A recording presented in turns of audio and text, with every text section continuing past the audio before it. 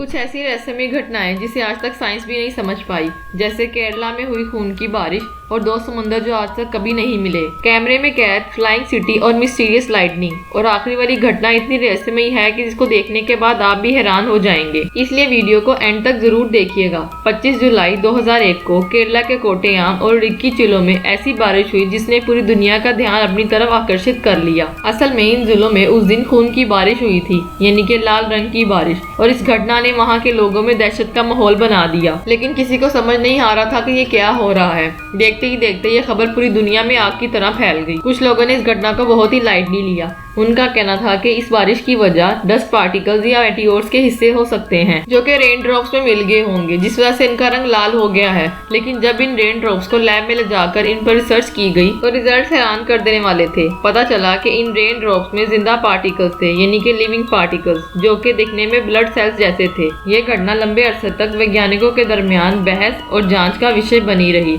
और करीब 11 सालों तक इस मिस्टीरियस ड्रॉप पर रिसर्च करने के बाद 2012 में यूनिवर्सिटी ऑफ ग्लैमॉर्गन के प्रोफेसर डॉक्टर राजकुमार गन्नप्पा और डॉक्टर स्टुअर्ट हॉक ने पाया कि इन पार्टिकल्स में डीएनए भी मौजूद है। इस रिसर्च ने वैज्ञानिकों के सामने बहुत सी रहस्यमय सवाल खड़े कर दिए थे, जिसका जवाब आज तक कोई नहीं दे पाया। कोई नहीं जान पाया कि ये पार्टिकल्स बारिश की बूंदों में कैसे आए थे और ये लाल रंग की बारिश कैसे हुई थी। गल्फ ऑफ अलास्का में एक ऐसा फिनोमेना देखा जाता है जिसे लोग मिरेकल यानी कि चमत्कार कहते हैं। असल में यहाँ पे दो ओशियन आपस में मिलते तो हैं, लेकिन वो कभी नहीं मिलते। दरअसल गल्फ ऑफ अलास्का में एक ऐसी जगह है जहाँ पे अटलांटिक ओशन और पैसिफिक ओशन का पानी आपस में इंटरेक्ट करके एक बॉर्डर क्रिएट करता है, जिसे साफ तरह से देखा जा सकता है। इस फिनोमिना को ओशियानिक कन्वर्जन कहते हैं। वैज्ञानिकों ने इस घटना की कई अलग अलग वजह बताई हैं, जैसा कि पानी की अलग अलग डेंसिटी और टेम्परेचर। यहाँ से एक तरफ से ग्लेशियर का पिघला हुआ पानी आता है, जिसका टेम्परेचर काफी कम और इसमें सॉल्ट की मात्रा भी कम होती है। वहीं दूसरी तरफ पानी काफी ज्यादा टेम्परेचर में होता है और उसमें सॉल्ट की मात्रा भी ज्यादा होती है। और यही वजह है कि ये ओशियन 800 किलोमीटर का एक लंबा बॉर्डर बनाते हैं और आपस में कभी नहीं मिलते। इन ओशियन के ना मिलने की एक वजह अर्थ की रोटेशन को भी बताया जाता है। वजह चाहे जो भी हो,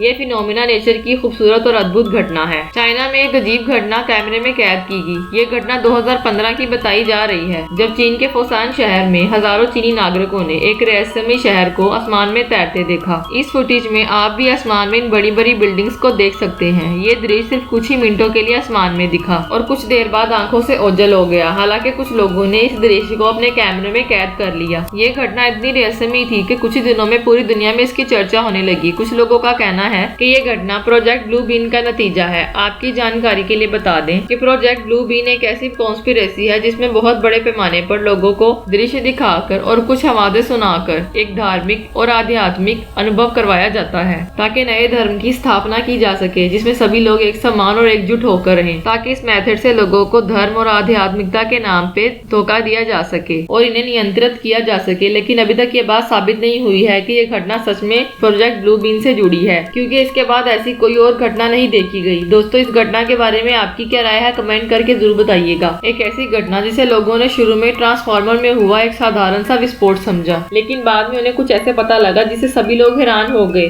इस घटना को मयंक बस्ती नाम के एक आदमी ने रिकॉर्ड किया था। इस वीडियो में साफ देखा जा सकता है कि एक पहाड़ पर तेज लाइटिंग हो रही है। मयंक ने इस घटना को चीन के सीमा के पार एक छोटे से गांव से रिकॉर्ड किया था। इस लाइटनिंग विस्फोट के बाद जब मयंक उस घटना स्थल पर गए तो उन्हें वहाँ पे कोई ट्रांसफार्मर नहीं मिला और ना ही वहाँ पे विस्फोट के निशान दिखे। इतने बड़े विस्फोट के बाद उस जगह पे आग लगना एक आम बात होती है, लेकिन वहाँ पे कोई ऐसा सबूत नहीं दिखा जिससे साबित होता हो कि वहाँ पे कोई विस्फोट हुआ है या फिर आग लगी थी। और यही बात इस घटना को सबसे ज्यादा रहस्यमयी बनाती है। साल 1584 में जॉन वाइट और सर वॉल्टर रैली, जो कि इंग्लैंड के खोज करता है, उन्होंने रोनोक आइलैंड, जो कि अब नॉर्थ अमेरिका का एक छोटा सा द्वीप है, वहाँ एक बस्ती की स्थापना की। उन्होंने 117 लोगों को इंग्लैंड से इस आइलैंड पे लाया, जिसमें बच्चे, पुरुष और महिलाएं शामिल थे। ये अंग्रेजों द्वारा बसाई गई पहली बस्ती थी। लेकिन जब गवर्नर जॉन वाइट 1587 में कुछ और लोगों को लाने इंग्लैंड गए और 3 साल बाद यानी कि 1590 को वो दोबारा से रोनोक आइलैंड में गए तो इन्हें ये बस्ती वीरान मिली। यहाँ के 117 लोग, जिसमें उनकी पत्नी और बच्चे भी शामिल थे, वो कहाँ गए थे किसी को कुछ पता नहीं था। लेकिन ऐसा कैसे हो सकता था कि पूरी बस्ती ही गायब हो जाए। जब छानबीन की गई तो उन्हें पेड़ पर खुरेद कर लिखा गया सिर्फ एक शब्द मिला और वो था क्रोवाटोन। इस घटना को सबसे ज्यादा रहस्यमयी और अनसुलझे वाक्यों में से एक माना जाता है। दोस्तों, अगर वीडियो अच्छा लगा हो तो प्लीज वीडियो को लाइक और चैनल को सब्सक्राइब जरूर कीजिएगा। मिलते हैं नेक्स्ट वीडियो में। धन्यवाद।